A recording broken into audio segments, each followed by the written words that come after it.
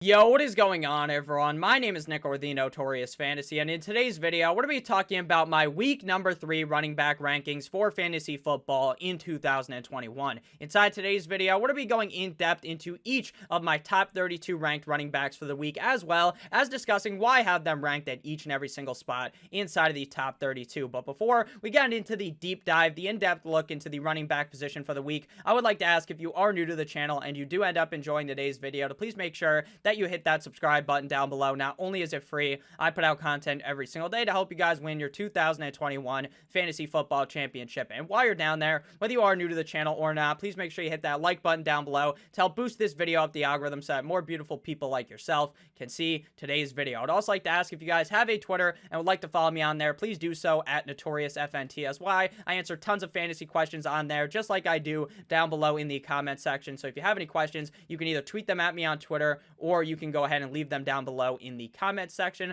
Again, my Twitter is at NotoriousFNTSY, and the link to my Twitter is down below in the description. So without further ado, let's get into things. At number 1, we have Dalvin Cook, running back of the Minnesota Vikings, going up against the Seattle Seahawks. Now, you might be wondering, hey, Nick, where's Christian McCaffrey?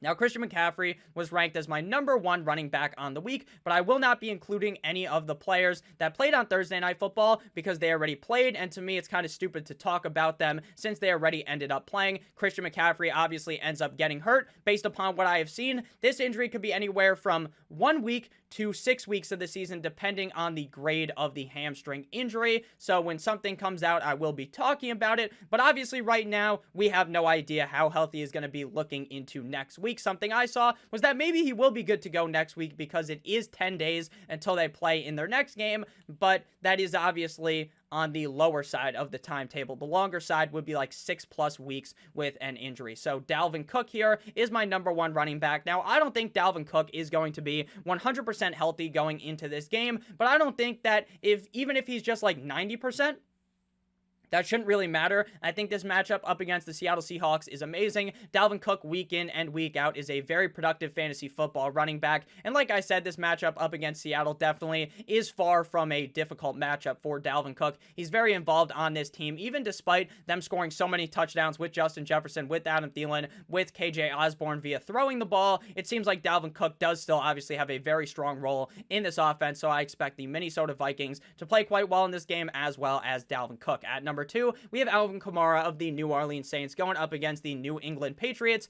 in New England. Now, week number 1, Alvin Kamara has a big game. And week number 2, Alvin Kamara and the New Orleans Saints look like they have no fucking idea what they're doing. They're playing some limp dick football up against the Carolina Panthers. Now, week number 3, they're going up against the Patriots. This is another tough defensive matchup for the New Orleans Saints.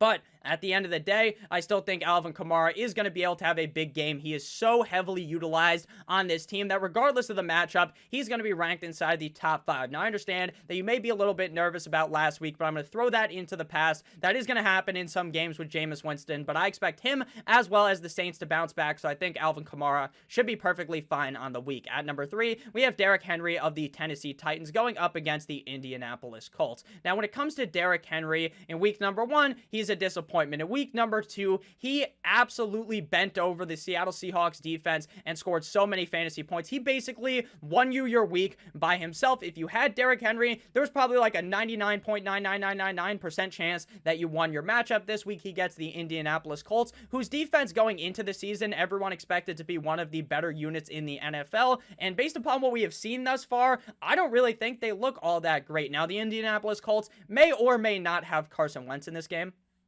Now, obviously, that doesn't directly impact Derrick Henry because Derrick Henry is not going to be on the field the same time as Carson Wentz, but it does kind of dictate the flow of the game. I think that if Carson Wentz is in the game, that is a lot better potentially for Derrick Henry, but it also could be worse, right? Because, hey, if Carson Wentz isn't in the game and Jacob Eason is playing like absolute shit, then they're going to be able to run the ball a lot more in that game, talking about Derrick Henry. So I think Derrick Henry is in for a good matchup regardless of if Carson Wentz plays or not. Derrick Henry is a very safe and a very reliable running back week in and week out. At number 4, we have another running back that if you had last week, you basically won your matchup. That is Ron Jones of the Green Bay Packers going up against the San Francisco 49ers in San Francisco. Aaron Jones in week 1 is a complete dud, but in week number 2, just like Derrick Henry, has that very, very big game. I think the Green Bay Packers offense is back. We shouldn't have expected the Green Bay Packers for a team that basically everyone projected to be really good, that everyone projected could be in the NFC Championship game.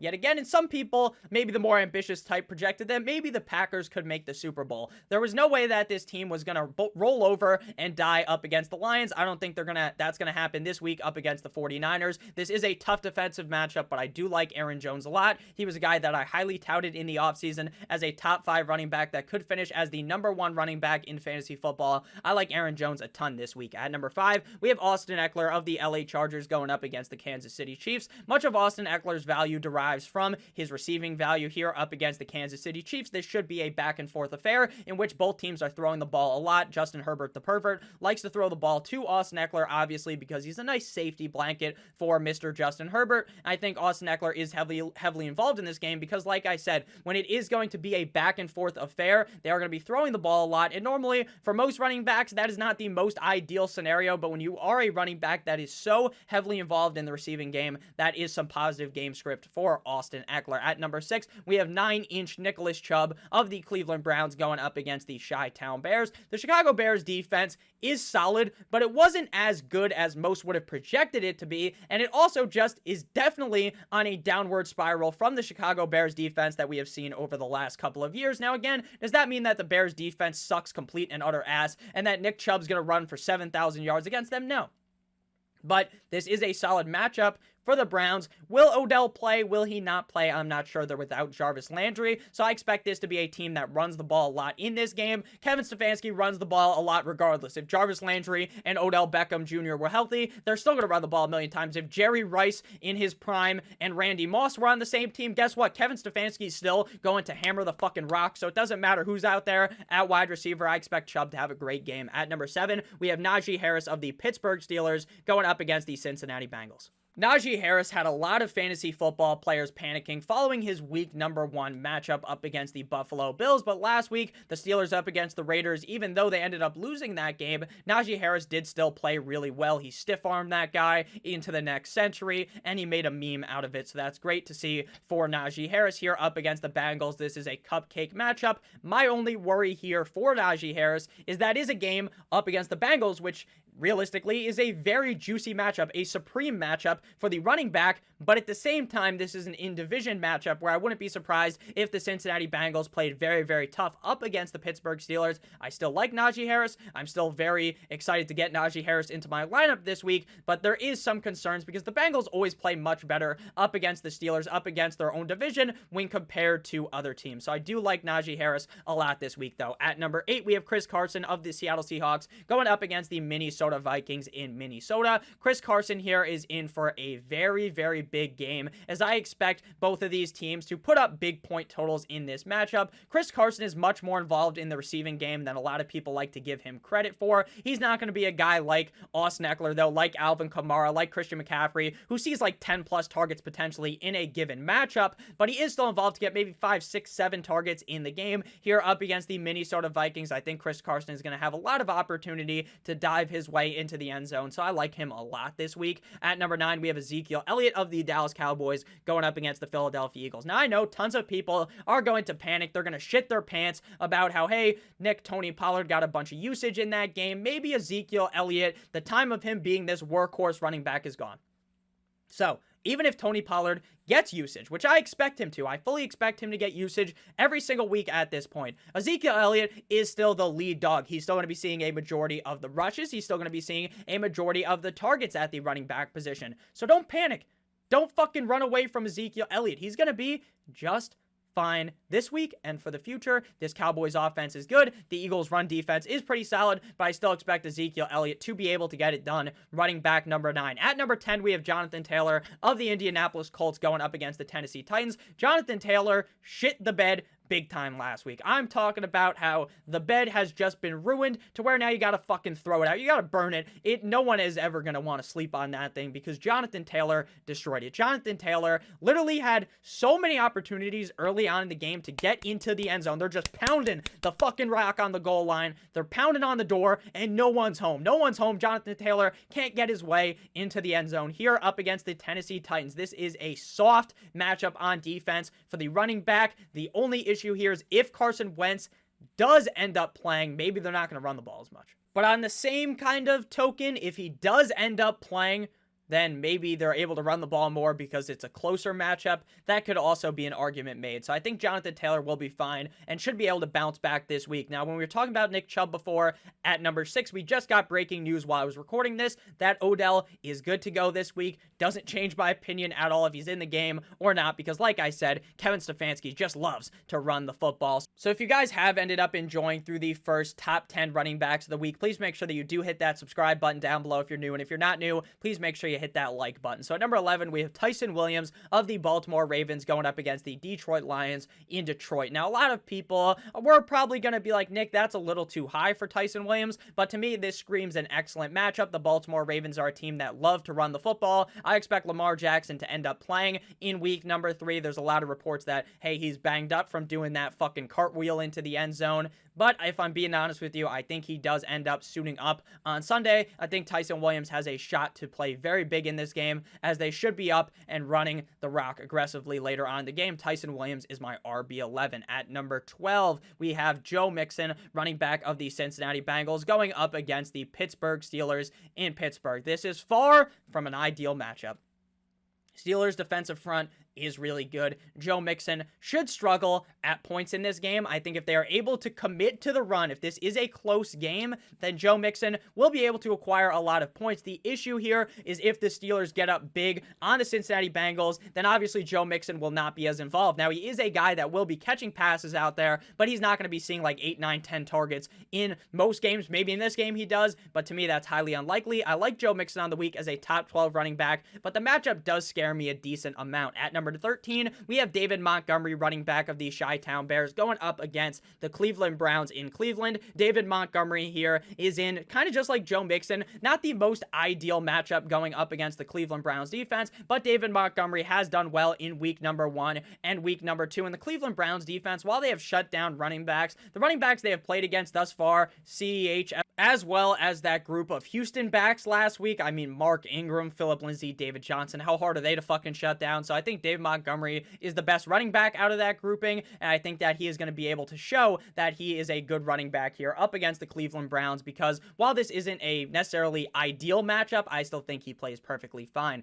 At number 14, we have Antonio Gibson of the Washington Football Team going up against the Buffalo Bills. Antonio Gibson hasn't looked great. J.D. McKissic did end up completely cucking him out of a touchdown last week. J.D. McKissic stealing a lot of the receiving work. What's going to happen in week number 3? To me, it's up in the air. Maybe we see J.D. McKissic heavily involved again. Maybe we see J.D. McKissic vulture a touchdown from big man Antonio Gibson. Or maybe we see it be more like week 1. To me, it's probably going to be a happy medium right in the middle. I expect Gibson to have a solid game here up against the Bills defense. He's a very safe play, but the upside is certainly limited when going up against the Bills defense. At number 15, we have Miles Sanders of the Philadelphia Eagles going up against the Dallas Cowboys in Dallas. The Dallas Cowboys have far from a great defense. I think Miles Sanders and the Philadelphia Eagles are going to go back and forth with the Dallas Cowboys. Miles Sanders is very involved on this team. Kenny Gainwell is going to get usage in this game, and it may frustrate you if he does end up vulturing Miles Sanders, but that is an issue with about 99.999% of the running backs, that someone on their team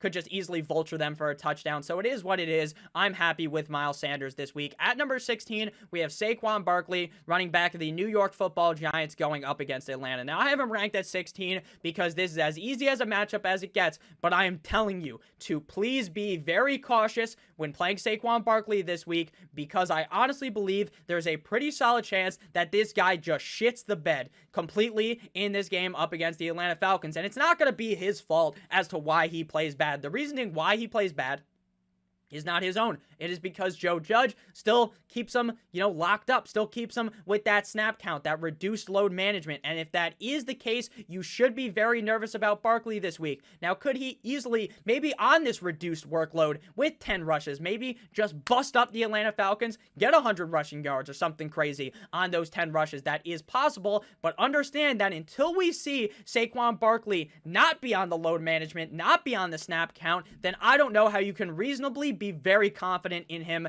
this week. If you want to start Swift over him, that does not bother me at all. I just want to have him inside the top 16, top 18, because I will also look like a complete idiot if I rank him outside the top 20 and he has a big game, because that is also entirely possible. At number 17, we have Deandre Swift of the Lions going up against Baltimore. This matchup worries me. In week number 1, up against the 49ers, the Lions fight back, and Deandre Swift plays quite well, as does Jamal Williams. At week number 2, going up against the Packers, it looks like a close game at half, but then in the second half, the Packers pull away, and Deandre Swift is left doing nothing. Up against the Ravens, that could be the case as well. Swift doesn't look bad or anything, but this doesn't seem like an ideal situation. At number 18, we have Chase Edmonds of the Arizona Cardinals going up against the Jacksonville Jaguars. This Arizona Cardinals offense is on fucking fire. They are on fire right now. They are scoring at will, game in and game out. I expect Chase Edmonds to have a big spot here up against the Jacksonville Jaguars. A very safe and a reliable running back at this point in the season, which is about the exact opposite as what I ended up projecting for Chase Edmonds and this offense. I thought it was going to be highly unpredictable with him and James Conner, but Cliff Kingsbury did talk a lot about how one running back will be the hot hand, and whoever wins that kind of battle, that kind of duel, will be the guy, and it really does appear through the first 2 weeks of the season that Chase Edmonds is that guy. At 19, we have Clyde Edwards-Hilaire, running back of the Kansas City Chiefs. I know you can't see it because my microphone is blocking it. I will drag myself to the right for a little bit as we talk about this. He is going up against the LA Chargers. I like Clyde Edwards-Hilaire in this matchup, but the fact that he's just sucked through the first 2 games is insanely worrisome. But maybe Andy Reid just feeds the guy with rushes, with targets, because he wants to keep Clyde Edwards-Hilaire's hopes up. Maybe he doesn't want to be Bruce Arians, where you just ever so slightly fuck up and you're in the doghouse. That's what he does. But big man Andy Reid, on the other hand, the Kool-Aid man himself, he's not like that. So I think there is a chance that maybe Clyde Edwards-Hilaire is just peppered, Salt Bae style, with targets in this matchup, with rushes in this matchup. So that is also a chance. But right now, I'm not going to tell you that I have any confidence in Hilaire being a top 12 running back. I think he's a fine running back week in and week out, but the upside just really isn't there right now in this Chiefs offense, despite them being so good. At number 20, we have Kareem Hunt of the Cleveland Browns going up against Chicago. I like this matchup for Kareem Hunt, just like I talked about it with Nick Chubb, but Kareem Hunt's never a guy that I'm overwhelmingly excited to start. Now, I'm going to play him every week. He's going to be a top 24 running back every week, and there's no kind of ifs, ands, or buts about that, because he is on one of the most run-heavy teams. He is a vital part of this offense, and he will be seeing receptions game in and game out. So here up against Chicago, it would be idiotic to not rank him inside of the top 20. I think he's a very safe pick. I talk about this, and basically every time I talk about him, that I will kind of like him to being the condom of your team, right? He puts that protection into your running back 2 spot, where he's not normally going to just beat the fuck out of a defense. He's not going to put up 25 plus points really any given week, but he's also not going to completely screw you over. So that's kind of my feeling on Kareem Hunt. He never really is going to have that huge game, but he's also never really going to screw you out by doing really bad and being a bust on the week. So I like Kareem Hunt at 20. Now on to running backs 21 through 30. Elijah Mitchell coming in at 21 of the 49ers going up against the Packers. Now, I moved him down recently, even after last night's live stream. A lot of people had questions about Elijah Mitchell. Now, I like Elijah Mitchell a lot. I believe he's the clear lead dog in San Francisco, but there is still a lot of risks with Elijah Mitchell. Now, I am someone who likes taking risks. I am more of a risky player, so I would rather play Elijah Mitchell than a couple of the guys I have ranked ahead of him, but I understand the immense fucking risk that comes with him. That comes with the fact that Kyle Shanahan, basically, it's a revolving fucking door. It's a turnstile of running backs. If Elijah Mitchell isn't able to get it done, then maybe if Trey Sermon plays, he gets inserted into this offense. Then another running back back will get this shot. It's a next man up mentality. Now, I do like Elijah Mitchell. I think he is not the next man up. He is the fucking man in this offense. He is the guy. I think he scored that touchdown last week. I don't think his knee was down, but it is what it is. He gets the Packers this week. Not a super easy matchup, not a super tough matchup. I'm playing Elijah Mitchell, but there is risk with Mitchell. At 22, we have Damien Harris, who ran a beastquake run up against the Jets last week. And at 23, we have teammates back-to-back, Michael Jordan 96-97, Damien Harris up against the Saints, as well as James White. Damien Harris is a pretty reliable option at this point. The fact that he doesn't see an immense amount of targets does hurt him, but it also helps James White because James White is seeing those targets, who is ranked right behind him. James White is a very safe play who has been really playing well thus far this season. So I like White a lot, but again, I do have Damien Harris ranked ahead of him because Damien Harris is the lead dog in New England, and up against the Saints, I expect that they're going to be able to run the ball and establish the run relatively solid in this game. James White, his potential of being a top 15, top 18 running back really hinges on him finding his way into the end zone, but I still like him a lot this week. At 24, we have Kenyan Drake of the turn your volume down, the Las Vegas Raiders going up against the Miami Dolphins. Now, the Dolphins defense is tough, but I don't think the Dolphins defense plays very well this game because I think Jacoby Brissett's going to suck, and then the Dolphins defense typically just taps out in the second half once they realize the game is very much out of hand. Without Josh Jacobs playing, this is not, again, like I said, this isn't like a cupcake matchup or anything, but I do think he does have a solid receiving floor game in and game out, and the Raiders offense has just looked so good. Derek Carr has looked really good, so I expect Kenyan Drake to have a solid game. At 25, we have Melvin Gordon of the Denver Broncos going up against the Jets. Now, it's basically a dice roll week in and week out which running back between Melvin Gordon and Javonte Williams ends up scoring that touchdown, and basically that touchdown enhances their fantasy value and is the reason why you would have preferred to start one over the other. Now, this game, they get the New York Football Jets, so it's entirely possible that both of them dance their way on into the end zone, but it's also possible that one of them just double pumps some scores like 2 tugs, and then the other one is out left to dry. At the end of the day, my confidence leans with Melvin Gordon over Javonte Williams. It is basically a dead even split game in and game out with snaps and carries, so it really is up in the air, but this is a great matchup. I'm fine starting both of them, but I will kind of heavily lean more into the side of Melvin Gordon. At 26, we have Myles Gaskin, running back of the Miami Dolphins, going up against the Las Vegas Raiders in Las Vegas. Again, like I said with the Raiders when I was talking about Kenyan Drake, the Dolphins, I just don't feel like they have a chance in this game. I'm a Dolphins fan. I don't think Jacoby Brissett is all that good. I worry heavily about how the Dolphins are going to play in this game, and if they're not able to do anything, like they're not able to score, they're not able to move the ball, then why are they going to run the ball later on in the game, right? They're going to look to pass the ball, so to me, that means we are going to be sitting down Myles Gaskin this week. He is running back 26, so, I mean, there are worse options than Myles Gaskin, but right now, I'm pretty nervous about him. At number 27, we have James Robinson of the Jaguars going up against the Arizona Cardinals. I said it in week 1, Urban Meyer's not that good. Said in week number 2, Urban Meyer's an idiot. Week number 3, Urban Meyer is a certified fucking dumbass. I don't know what to think about this. James Robinson should easily be a top 24 running back week in and week out, but instead, Urban Meyer is fucking tickling the guy's balls, giving him a couple of touches, and then they just ice him out. He has blue balls constantly in these games because he knows that he could rush for 100 plus yards every game, but Urban Meyer isn't letting him do it. That guy's a fucking stooge. I hope he goes ahead and goes to coach a college team and leaves the Jaguars behind. James Robinson should be getting more touches, but he's not, and for that reason, he's running back 27. At 28, we got Javonte Williams. Like I said, it's basically the same mantra that I just talked about with Melvin Gordon. I like Javonte Williams. I like Melvin Gordon. They get an identical split share. My lean on this backfield is that Melvin Gordon, week in and week out, should be able to outperform Williams if they are given a 50-50 touch split. Now, again, is it always 50-50? No, maybe it's 55-45, or maybe it's 56-44 based upon the math in my head.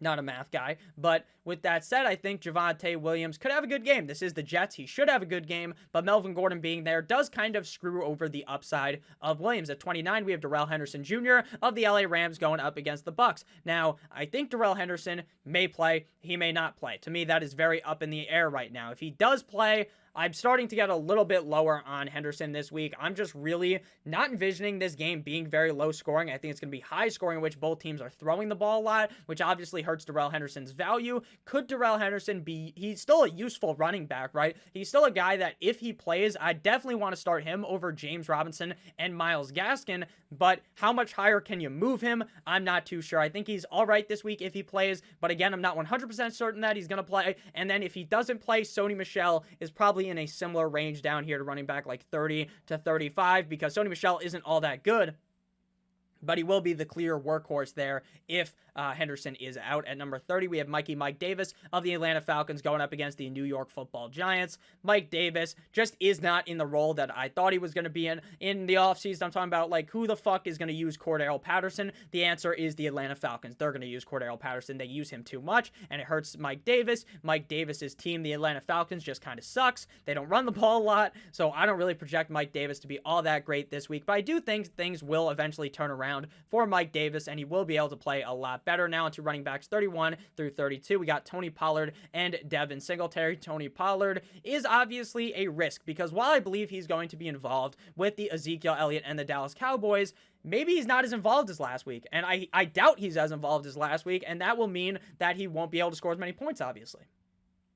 Up against the Eagles is not a cupcake matchup. The Eagles' defense is relatively solid against the run, so I'm just not ultra invested in Pollard this week. I wouldn't be surprised if he had a big game, but there's also the downside of the fact that, hey, he is the clear running back 2 on the team behind Zeke. And at 32, we have Devin Singletary of the Buffalo Bills going up against the Washington Football Team. Between Singletary and between Moss, if one of them scores a touchdown, that's the guy you wanted to start on the week. It's going to be so confusing. Last week, Devin Singletary plays really well, as does let's see, Zach Moss also played well, and Josh Allen played all right up against the Dolphins. This is the Washington Football Team defense, so I don't expect things to go amazing for Devin Singletary, but I will still rank him inside the top 32.